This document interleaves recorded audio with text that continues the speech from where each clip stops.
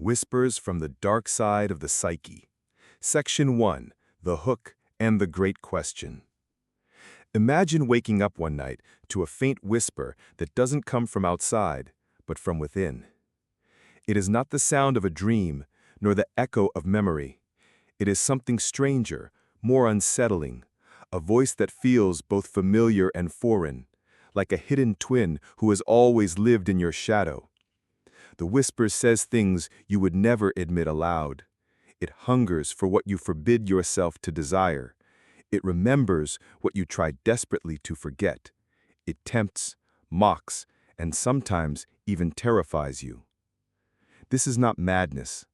It is the psyche speaking in its darker tongue, the language of impulses, shadows, and unclaimed selves. And if you listen closely, you will realize something chilling. The voice is not your enemy. It is you, or rather, the part of you you've banished. We like to imagine ourselves as coherent beings, unified and whole. We create polished identities. I am kind.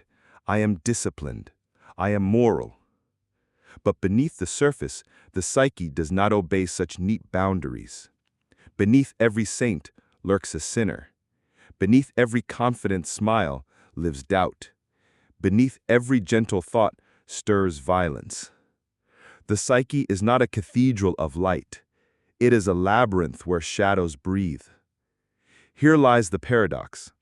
You spend your life running from these darker whispers, yet they follow you more faithfully than your own shadow. You deny anger, and it mutates into resentment. You suppress desire, and it erupts in obsession. You silence fear, and it becomes panic.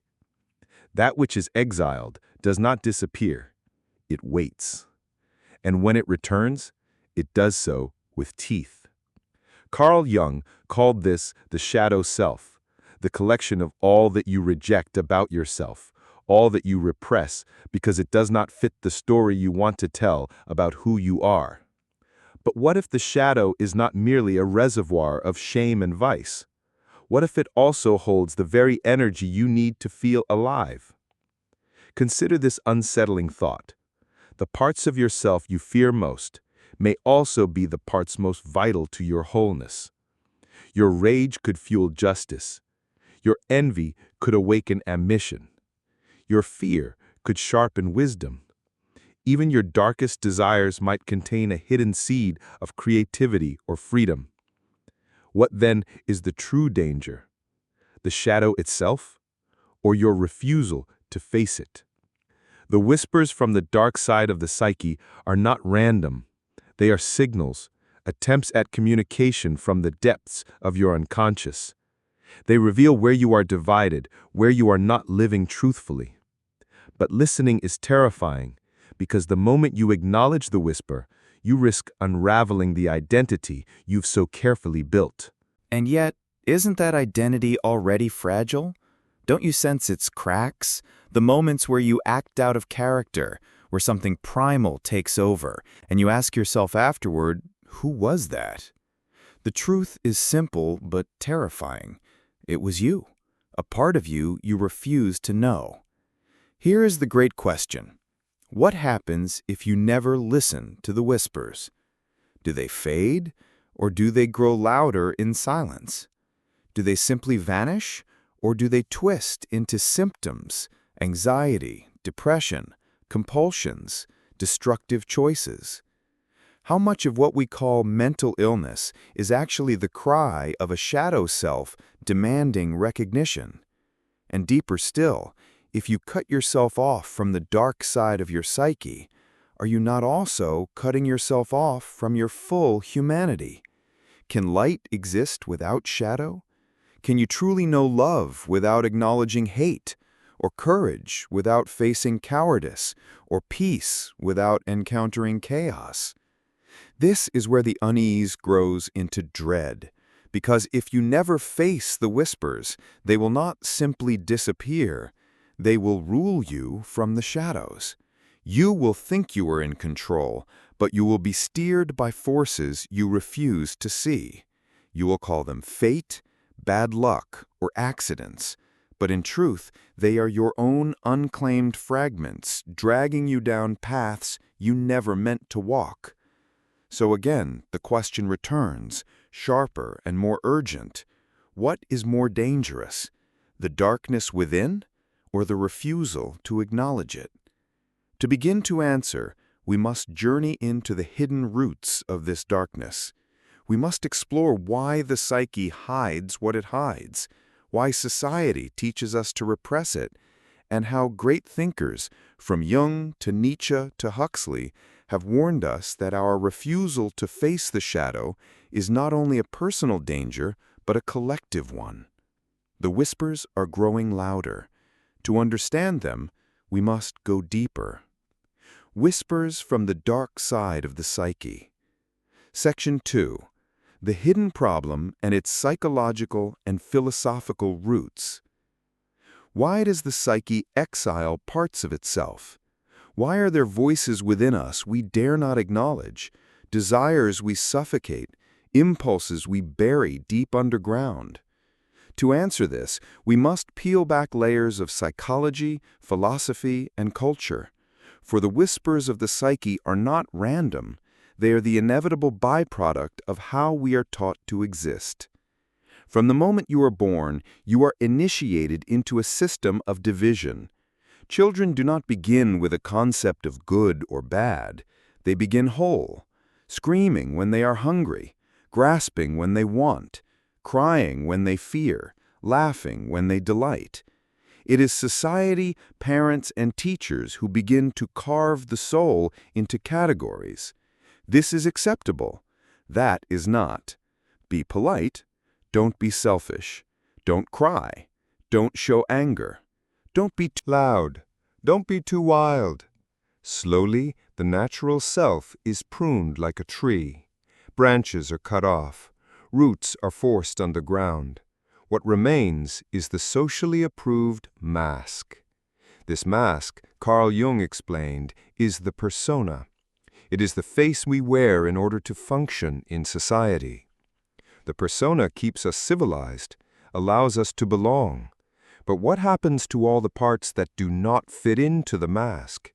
They are pushed into the unconscious. They form the shadow.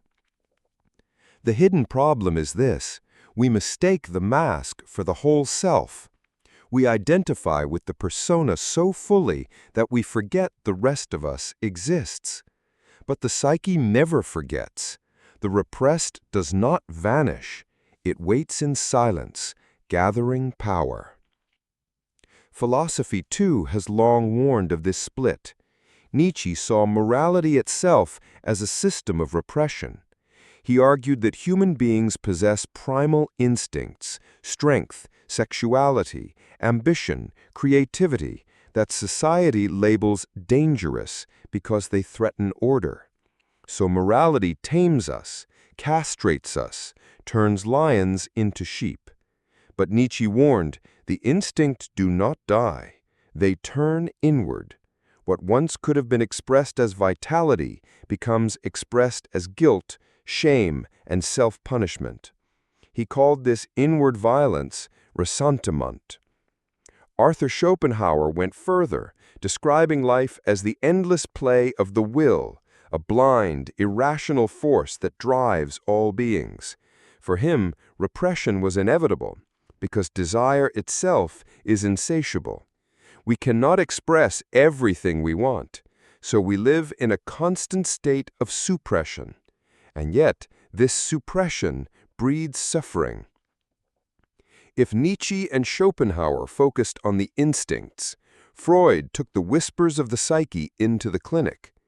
He described the id, the seething cauldron of desires, and the superego, the internalized voice of morality.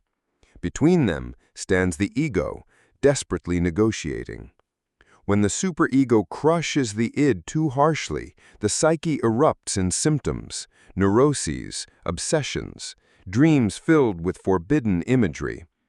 Freud's patients were haunted by what they could not admit to themselves. The dark side of the psyche, he argued, was not pathology. It was inevitability. But Jung saw deeper. He realized the shadow is not only a repository of shame, it also holds the soul's unlived life. Every quality you reject, every impulse you repress, every voice you silence, these are not merely flaws, but fragments of potential. You suppress anger, but along with it, you suppress strength. You repress envy, but along with it, you repress ambition. You deny fear, but along with it, you deny the wisdom of caution. To reject the shadow is to amputate parts of yourself that might one day save you. And yet, society thrives on this amputation. Why? Because a divided self is easier to control. Aldous Huxley, in his writings on mass society, observed how culture demands docility. Schools reward obedience, not creativity. Workplaces value predictability, not authenticity. Religion often emphasizes purity, silence, submission. These systems depend on people repressing their instincts, silencing their questions, hiding their individuality. A person who fully embraced their shadow would be unpredictable, uncontrollable, even dangerous to the order of things. And so we are conditioned to fear our own depths. The message is clear. Do not listen to the whispers. Do not acknowledge the shadow. Stay on the surface where things are safe. But what is safe is not always what is healthy. Psychology confirms this. Suppression of emotion and desire is strongly linked to anxiety, depression, and psychosomatic illness. When the psyche cannot express itself, the body begins to carry the burden. Migraines, digestive issues, chronic fatigue, these can all be symptoms of a shadow demanding to be heard. Neuroscience even shows that the brain becomes hyperactive when trying to suppress unwanted thoughts, making the forbidden thought stronger, not weaker. The more you push the whisper away, the louder it becomes. And here lies the philosophical trap. To live without acknowledging the shadow is to live half a life. Sartre's concept of bad faith describes this perfectly. When you deny parts of yourself in order to fit roles, good employee, good spouse, good citizen, you are lying to yourself. You are refusing your freedom. But the lie does not protect you, it corrodes you. The shadow does not vanish simply because you close your eyes. The hidden problem, then, is twofold. First, the psyche represses what the persona cannot carry, creating an internal exile. Second, society reinforces the exile, teaching us to equate darkness with danger. The result is a human being split against themselves, walking through life with a mask while the shadow whispers from behind it. And the whispers are not harmless. Left unacknowledged, they grow restless. They sabotage relationships, drive addictions, distort perceptions. They appear in nightmares, slip out in anger, explode in moments of weakness. Sometimes they surface in the quietest way, a vague emptiness, a sense that you are not whole, a haunting awareness that part of you is missing. The psyche wants to be whole, but as long as you deny the dark side, wholeness remains impossible. The shadow will continue to whisper, and if you refuse to listen, it will scream. So the question grows sharper. What is the cost of ignoring the whispers? What happens when an entire life, or even an entire culture, builds itself on the repression of the shadow? The answer lies not only in the personal, but in the collective. The consequences of denying the dark side ripple outward, shaping everything from personal neuroses to societal violence. To understand the true danger of ignoring the whispers, we must look at what happens when the shadow breaks free. When you silence a voice, it does not disappear. It becomes an echo. And the echo, denied its rightful place in your conscious life, finds other ways to emerge. The whispers of the psyche, ignored for too long, begin to reshape reality in ways you rarely recognize. You think you are in control, but in truth, the shadow is steering the wheel from beneath the surface.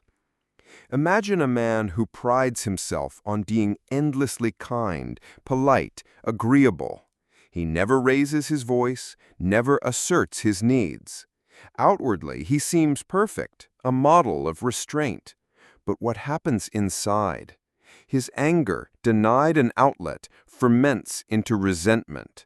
The shadow waits, and one day the smallest inconvenience, traffic, a careless remark, unleashes a volcanic outburst. The man, shocked by his own rage, says, "That wasn't me." But it was him. It was the part he refused to acknowledge until it broke free. This is the unseen consequence of repression. The shadow will not stay buried. It slips through the cracks, shaping our lives in subtle yet devastating ways. Carl Jung warned that when the shadow is ignored, it is projected onto others. What you cannot admit in yourself, you condemn in others. The person who despises arrogance may secretly fear their own ambition. The one who rails against immorality may be hiding desires they cannot face. Hatred often reveals more about the hater than the hated. The whisper you silence becomes the voice you hear in others. On the societal level, this projection becomes even more dangerous. When whole cultures repress their shadows, they create enemies, scapegoats, and monsters out of other groups. History is full of examples. Think of the witch hunts of Europe, repressed sexuality and fear of female power projected on women accused of consorting with demons. Or the rise of totalitarian regimes, where citizens repress their own desires for freedom only to worship authoritarian leaders who embodied the power they denied themselves. The Holocaust itself can be read as the catastrophic eruption of a collective shadow. Fear, envy, and rage projected onto an entire people. The psyche, whether individual or collective, demands balance. If the conscious world is too pure, too sanitized, too controlled, the unconscious will compensate by becoming darker, more violent, more chaotic. It is like pressing down on a spring. The harder you push, the stronger it rebounds. Neuroscience supports this grim reality.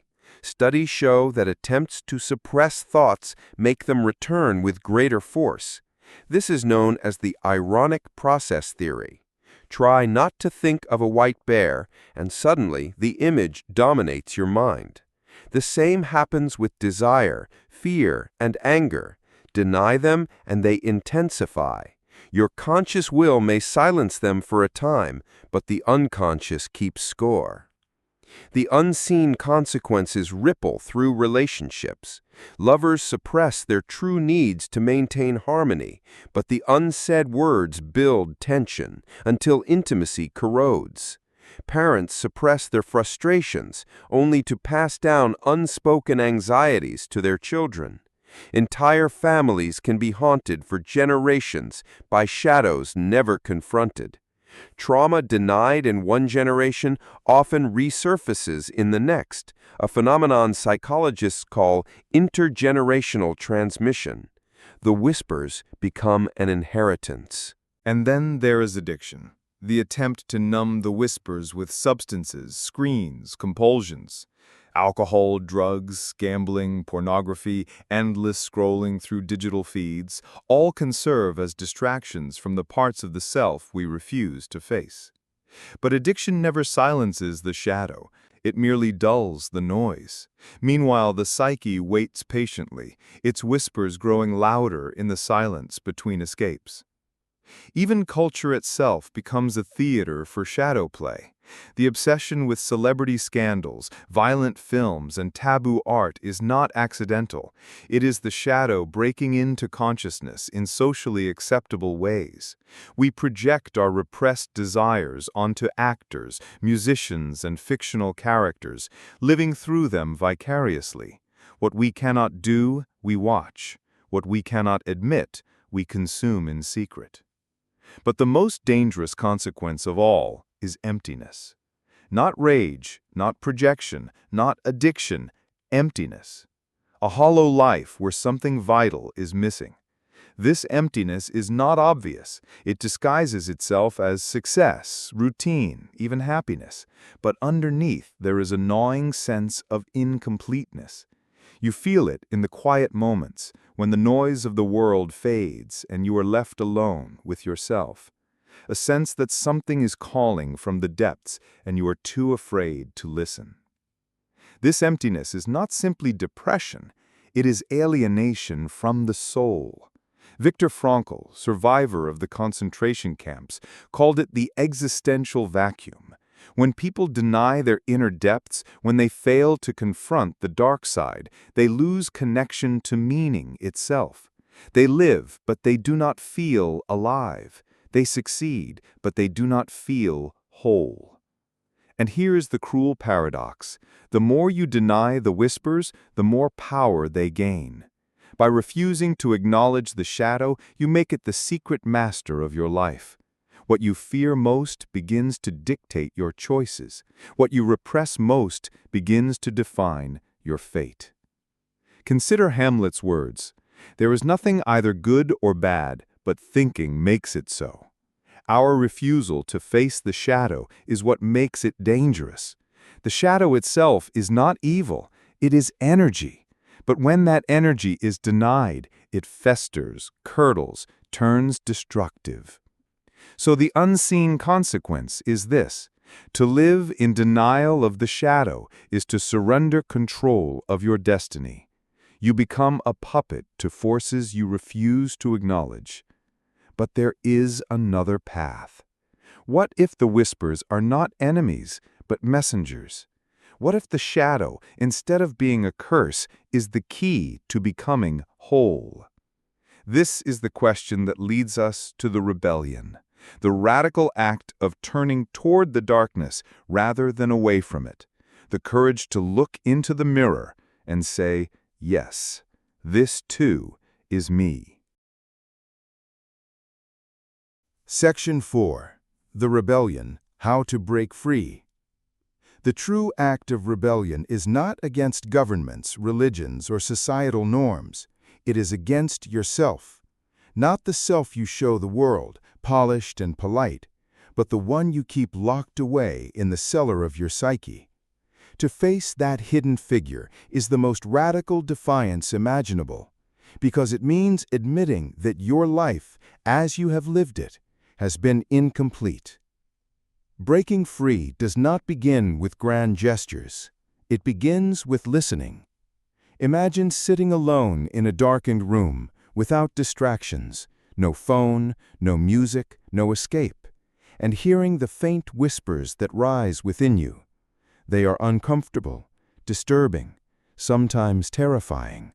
Memories you swore you had forgotten, desires you told yourself were wrong, rage, grief, shame. The rebellion begins the moment you stop running and say, "Speak, I am ready to hear you." Carl Jung called this process shadow integration. He warned that one does not become enlightened by imagining figures of light, but by making the darkness conscious. The path forward is not about denying or eradicating your darker impulses. It is about reclaiming them.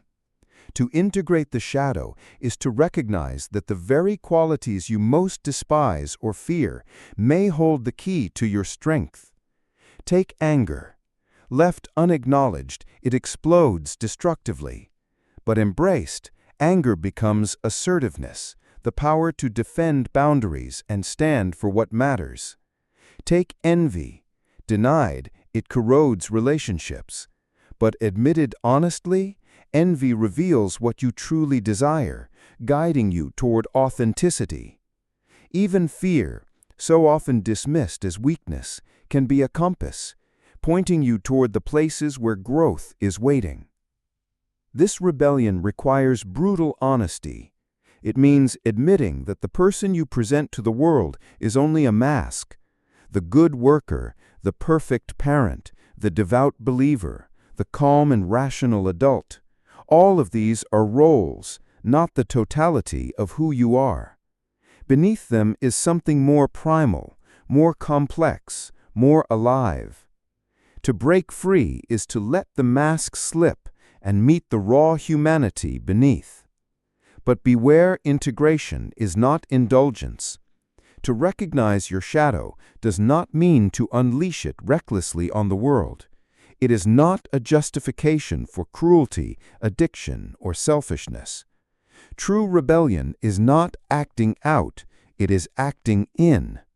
It is the courage to hold the shadow in your hands, to study it, to transform it into strength. Think of the alchemists, those mystics of the Middle Ages. They spoke of turning lead into gold, but their true work was psychological. The lead was the shadow, the heavy, base material of human nature. The gold was the integrated self, a human being who had faced their darkness and emerged whole. Integration is modern alchemy. History gives us examples of those who dared to rebel in this way. Consider Dostoevsky, whose brushes with death and imprisonment forced him to confront his own despair. Out of that shadow emerged some of the most profound explorations of human freedom and morality ever written. Or Malcolm X, who faced the darkness of his violent criminal past, integrated it, and transformed it into unshakable clarity and power in the fight for justice. Or even spiritual figures like the Buddha, who sat under the Bodhi tree and confronted Mara, the demon of temptation, fear, and death, until he realized that Mara was not an external being, but the shadow within his own mind. Your rebellion may not be as grand, but it is no less vital. It might mean admitting that your relentless busyness is not productivity, but avoidance. It might mean confessing that your kindness is often a mask for fear of conflict. It might mean acknowledging the darker urges you've condemned in others, only to discover they live in you too. To break free, you must practice 3 radical acts. 1. Radical awareness. Begin by noticing the moments when your shadow speaks, the flash of irritation, the hidden desire, the judgment you cast on others. Instead of dismissing them, pause. Ask, what are you trying to tell me? Awareness is the first rebellion against denial. 2. Radical acceptance. Awareness without acceptance only deepens shame. To integrate, you must not only notice your shadow, but also embrace it. This does not mean approval, but recognition. To say, yes, this too is me. I am capable of cruelty. I am capable of lust. I am capable of rage. And yet, I am no less human for it. 3. Radical transformation. Finally, turn the shadow into fuel. Channel your anger into passion, your envy into ambition, your fear into courage. Integration is not about taming the shadow. It is about riding it, directing its energy into creation rather than destruction. This rebellion will not be easy. It may cost you relationships that depended on your mask. It may force you to confront failures you've long denied. It may even shatter the identity you built for yourself. But what is the alternative? To live as a ghost, haunted by whispers you refuse to face? Jean-Paul Sartre once declared that we are condemned to be free. To live authentically is to accept the terrifying responsibility of freedom. The shadow is not an enemy to be slain, but a partner in that freedom. By integrating it, you reclaim the fullness of your being. And here lies the paradox. The rebellion is not about becoming someone new. It is about becoming who you always were. The shadow does not add something foreign, it restores something forgotten. It completes the circle. So when you hear the whispers again, do not recoil. Do not silence them. Lean closer. They are not trying to destroy you. They are trying to free you. And when you finally face them without fear, you will discover a truth few dare to embrace. The shadow was never the enemy. The real enemy was the lie you told yourself, that you were only light and never dark. But there is still one step left. Integration leads not only to freedom, but to revelation. For beyond the shadow, beyond rebellion, there lies a deeper truth, one that does not simply set you free, but redefines the meaning of freedom itself.